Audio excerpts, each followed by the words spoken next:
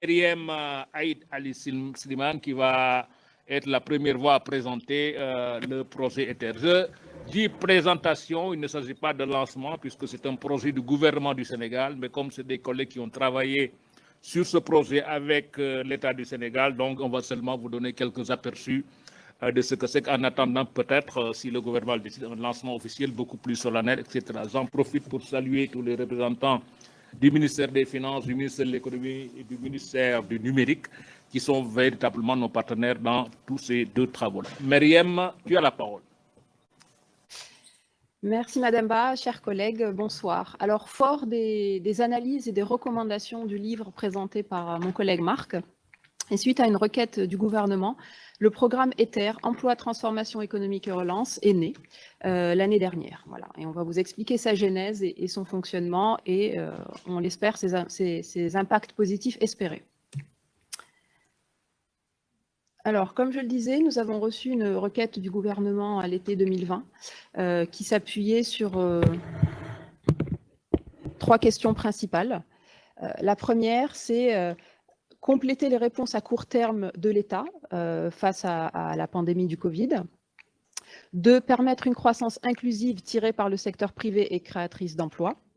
Et 3, tirer profit des opportunités révélées par la crise. Alors justement, en matière d'opportunités révélées par la crise, mon collègue Marc nous en a présenté une très importante qui consistait en l'adoption accélérée des technologies par les PME sénégalaises, phénomène d'ailleurs qu'on a observé un petit peu partout dans le monde.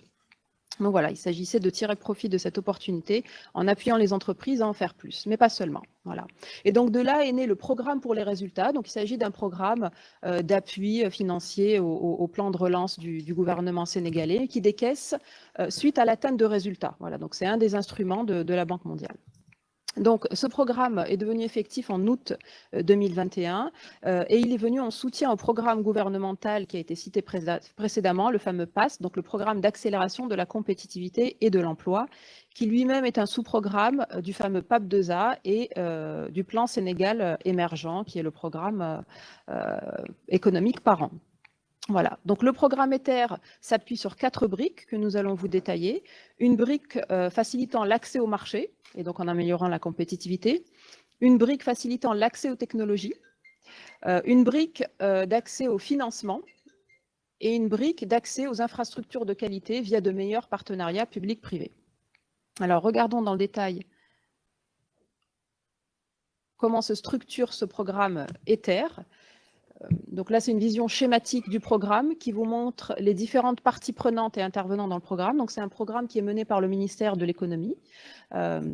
Ça a été conçu avec le ministère d'économie et le ministère d'économie est dans le driver seat, comme on dit, pour conduire ce programme. Et il inclut d'autres agences de mise en œuvre que sont le FONGIP, Fonds de garantie, FONSIS, le fameux fonds souverain, la DEPME, l'agence de soutien aux PME, et encore une fois, une direction du ministère de l'économie en charge des partenariats publics-privés. Donc vous allez le voir, on va vous détailler les différents appuis qui sont fournis à travers ce programme et qui se veulent complémentaires et chapeautés justement par le chapeau vert que vous voyez au-dessus, qui est logé au sein du ministère de l'économie et qui consiste en une task force compétitivité, on vous l'expliquera, qui est là justement pour faire la coordination, mais aussi adresser l'aspect chaîne de valeur, qui est un maillon très important pour l'appui à l'économie. Alors, allons-y. Donc, comme je le disais, ce programme fournit un soutien à 3 niveaux, au niveau de l'entreprise, au niveau de la chaîne de valeur et au niveau de l'ensemble de l'économie. Mais avant de zoomer sur les appuis, je voudrais rappeler un des diagrammes présentés par Marc qui nous présente les contraintes perçues par les entreprises à l'adoption des technologies. On va regarder le top 3. La première, c'est le manque de moyens financiers. Donc, on se devait de répondre à cette question en facilitant l'accès au financement des PME, vous le verrez. Deuxième, c'est le manque de capacité, donc manque de technicité et de savoir-faire. Et donc là, il nous fallait subventionner l'accès à l'assistance technique pour l'acquisition des technologies. Voilà, parce que acquérir des assets technologiques, c'est possible si on a accès au financement, mais encore faut-il se les approprier. Et là, en général, l'assistance technique, c'est ce que les entreprises ont le plus de mal à se financer, ou du moins, elles ont peut-être du mal à avoir l'intérêt de dépenser pour de l'assistance technique. Donc, il était important de combler ce fossé. Et enfin, manque de demande et incertitude. En effet, si je n'accède pas à des marchés lucratifs, je n'ai aucune incitation à me moderniser, à adopter de nouvelles technologies. Donc là, il fallait justement avoir cette approche chaîne de valeur pour donner accès à nos PME à des marchés plus lucratifs et donc les inciter à adopter des technologies plus modernes, augmenter la productivité avec tout le cercle vertueux décrit par mon collègue Marc. Et enfin, l'infrastructure étant un point très important pour tout développement économique, avoir des infrastructures de qualité et donc des partenariats publics-privés bien préparés et de qualité était important. Et donc, c'est le troisième type d'appui. Zoomons sur les différents types d'appui. Donc, au niveau de l'entreprise, on le disait, il y a l'accès au financement de deux façons. Donc, vous avez un code couleur, c'est la partie rouge, via des garanties de crédit partiel et via des investissements en capital. Ces deux appuis seront expliqués par mon collègue Laurent dans quelques slides. Troisième appui sur lequel je vais zoomer tout de suite, il s'agit de soutenir l'adoption des technologies par les PME en mettant à niveau leur capacité grâce à des subventions de contrepartie qui finalement cofinancent l'accès à l'assistance technique pour l'acquisition de technologies. Alors un petit zoom schématique pour vous montrer comment ça se passe. Pour toute entreprise éligible à ce type d'appui, et il y a différents guichets disponibles au niveau de la DPME qui vous seront présentés dans une vidéo tout à l'heure. Chaque entreprise éligible subit un diagnostic d'entrée qui permet de déterminer ses points forts et ses faiblesses sur les 7 fonctions de gestion qui ont été décrites par mon collègue Marc, et donc qui permet de donner des notations sur chacun de ces axes et de déterminer un index d'adoption des technologies. Ça permet également de déterminer le type d'appui dont elles auront besoin. Est-ce qu'il faut qu'elles numérisent leur vente, leur paiement, leur planification, ou encore est-ce qu'il faut qu'elles adoptent des technologies qu'on appelle sectorielles en matière d'irrigation pour ce qui est de l'agriculture, ou en matière de machines plus sophistiquées, si on parle d'industrie. Voilà, il n'y a pas que ces business fonctions générales, il y a aussi des technologies sectorielles qu'on audite. Une fois que l'appui est procuré, on refait un diagnostic de l'entreprise justement pour mesurer le bon en matière d'adoption des technologies. Donc ça, c'est un système innovant qu'on met en place pour la première fois au Sénégal, justement, donc, qui permet de mesurer l'impact des appuis qu'on met en place. Et ça, c'est important parce qu'en matière d'effectivité du financement de l'économie et des politiques publiques, c'est très important de pouvoir mesurer en quasi-temps réel l'efficacité et l'impact des mesures qu'on met en place. Donc voilà pour la partie adoption des technologies sur laquelle on pourra revenir si vous avez des questions par la suite. Mais essentiellement, ce sont des subventions de contrepartie gérées par la DE-PME pour des PME éligibles, et les critères d'éligibilité sont très larges, avec un système de monitoring et de diagnostic assez sophistiqué. On passe à la partie financement. Alors, sur le financement, donc on a vu, c'est la contrainte principale qui est annoncée par les entreprises pour l'adoption de la technologie. Il manque le nerf de la guerre, c'est l'accès au financement. On voulait le faire de manière smart, comme on dit en américain, c'est-à-dire on voulait que l'argent public soit plutôt là pour lever des ressources privées, c'est-à-dire avoir un effet de levier plus gros sur le secteur privé et ramener plus d'argent dans le financement de la PME. Comment on l'a fait? On l'a fait en utilisant deux systèmes qui sont en plus complémentaires. Le premier, c'est pour du crédit, et le deuxième, c'est pour des ressources à long terme, parce qu'on sait que pour financer l'innovation, ça ne peut pas se faire avec du crédit court terme, ça se fait avec des crédits, des ressources de 5 à 10 ans. Sur le premier, on a utilisé FONGIP. FONGIP est l'organisme de garantie de crédit au Sénégal, c'est une entité publique. Mais FONGIP a cette qualité qu'il réussit à mobiliser de l'argent, des crédits donc bancaires à partir des banques privées et des quelques banques publiques.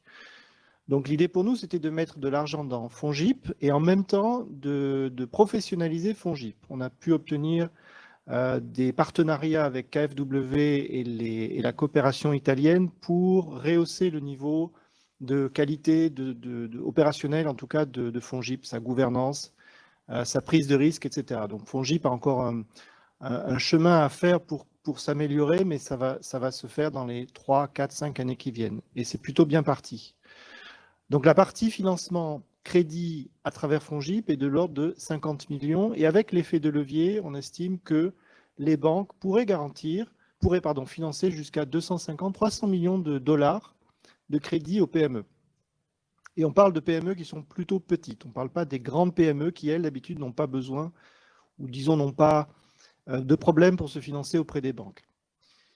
Le deuxième mécanisme, c'est donc le fonds 6. Fonds 6, vous le connaissez, c'est le fonds souverain d'État. Et là également, on a introduit une innovation majeure qui est assez unique, et je pense que ça serait le premier cas d'ailleurs en Afrique subsaharienne, c'est que Fonds 6 va travailler directement avec des investisseurs privés, moitié-moitié. Fonds 6, l'État va mobiliser 50 et le privé 50 pour créer un fonds, et c'est ce fonds-là qui va investir dans les PME sénégalaises. Et d'ailleurs, le projet Ether ne décaissera que si le fonds devient hybride, c'est-à-dire public-privé. Donc il y a une motivation qui est très forte pour le fonds 6 d'attirer des investisseurs privés. On connaît les recettes, on sait à peu près comment on va y arriver, mais il y a encore un peu de travail. Donc là, l'effet de levier sera de 4, puisque la KfW a aussi accepté de financer le fonds 6. Donc on met nos 25 millions, plus les 25 millions de KfW, ça fait 50.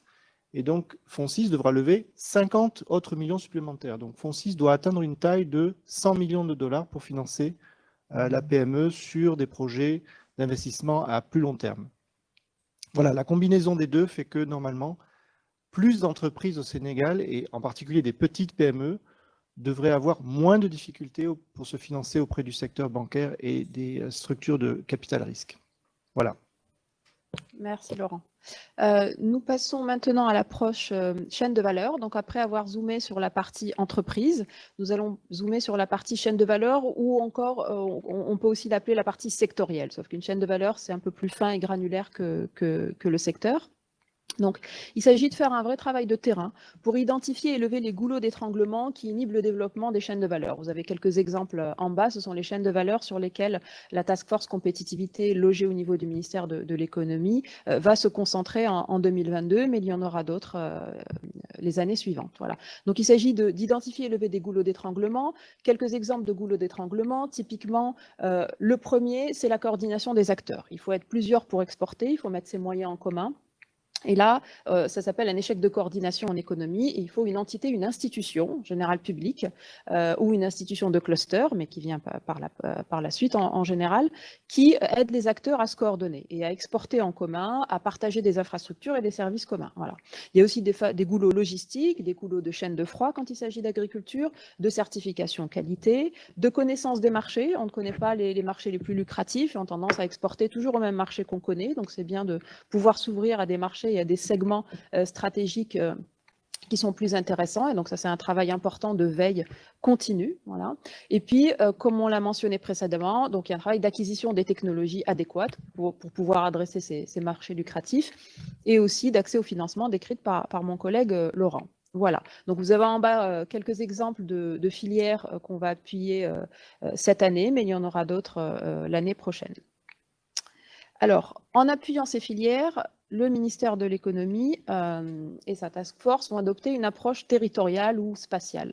C'est-à-dire qu'une chaîne de valeur se situe dans une localité qui a ses propres contraintes, mais aussi sa propre compétitivité, de par son lieu géographique, les compétences existantes ou la disponibilité de services annexes qui peuvent appuyer le développement de cette chaîne de valeur. Donc, il est important d'avoir cette approche spatiale et territoriale dans l'appui des chaînes de valeur. Et là, encore une fois, on s'appuie sur les analyses présentées par mon collègue Marc précédemment, où pour ce livre et pour l'étude qui a été faite, une cartographie des écosystèmes entrepreneuriaux a été faite au Sénégal pour plusieurs secteurs.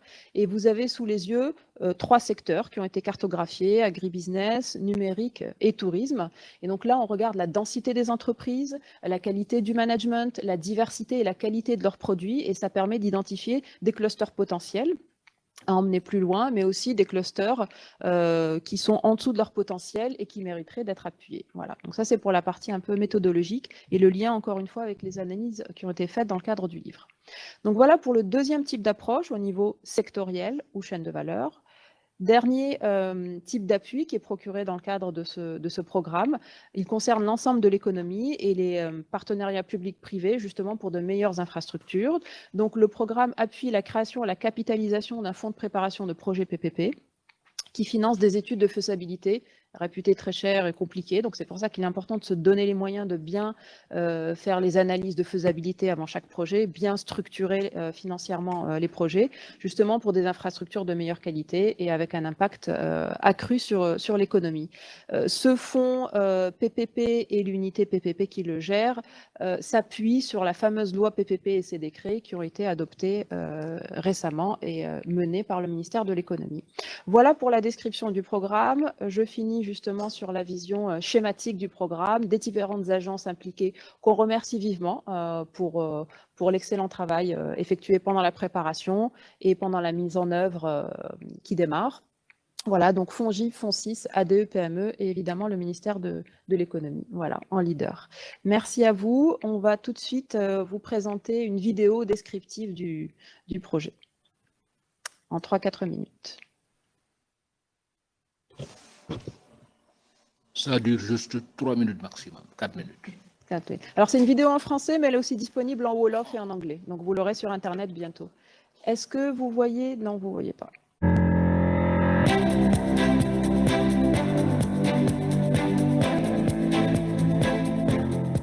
Le secteur privé au Sénégal a plusieurs handicaps. Forte informalité, faible dynamisme des entreprises, faible compétitivité des exportations, manque de coordination dans les chaînes de valeur clés, faible productivité des micro, petites et moyennes entreprises, faible participation des femmes au marché du travail et impact de la Covid-19. Afin de répondre à ces problèmes structurels et conjoncturels, le gouvernement, avec l'appui de la Banque mondiale, a développé un ambitieux programme pour l'emploi, la transformation économique et la relance, appelé programme ETHER. Ses objectifs? Augmenter la productivité de PME en adoptant les nouvelles technologies, faciliter l'accès des PME à plus de financement sous forme de prêts ou d'investissements, ouvrir aux PME de nouveaux marchés, notamment d'exportation, en coordonnant et en développant les chaînes de valeur à potentiel agricole, industriel et des services, avec le but ultime d'augmenter leurs revenus et de créer des emplois. Comment bénéficier du programme ETHER? Si vous êtes une PME ou une micro-entreprise et que vous êtes confronté à des problèmes de financement, d'accès au marché ou d'accès aux technologies, y compris numériques, ce programme est fait pour vous. Vous cherchez des garanties en partenariat avec le FONGIP. Les banques répondront à votre besoin en partenariat avec le FONGIP et ses fonds de garantie aux PME FOGADEV ou son fonds de garantie aux entreprises exportatrices FOGAREX. Pour l'adoption des technologies, y compris numériques, l'Agence de promotion des PME, ADPME, vous fournira des subventions à travers 4 guichets. Le guichet standard, pour digitaliser vos fonctions business essentielles. Le guichet technologie et innovation, qui permet d'accéder à de nouvelles technologies de production dans différents secteurs et de certification qualité. Le guichet export, qui cofinancera vos prospections de marché et vos stratégies export. Le guichet des micro-entreprises, pour les micro-entreprises y compris, qui souhaitent se formaliser tout en accédant aux technologies. Ces subventions de contrepartie seront ouvertes aux micro-entreprises, aux PME et aux groupes ou associations de PME, ainsi qu'aux coopératives, quelle que soit la taille de votre entreprise. Alors, plus aucune raison d'hésiter. Des fonds propres et quasi-fonds propres seront disponibles pour les PME à forte croissance grâce à OIAS, un fonds public-privé d'accélération des PME sponsorisé par le FONSIS pour des partenariats publics-privés efficients, une unité PPP et un fonds de préparation de projets sera mis en place pour des infrastructures plus durables. Femmes entrepreneurs, l'économie a besoin de vous. Par votre place prépondérante dans l'entrepreneuriat au Sénégal, le programme ETHER vous fait la place que vous méritez dans l'économie. Ne ratez pas l'opportunité de faire passer votre business au niveau supérieur via le commerce électronique ou les paiements électroniques par exemple. Avec tous ces instruments mis en place, le programme ETHER vise à appuyer la relance économique de façon exhaustive et coordonnée.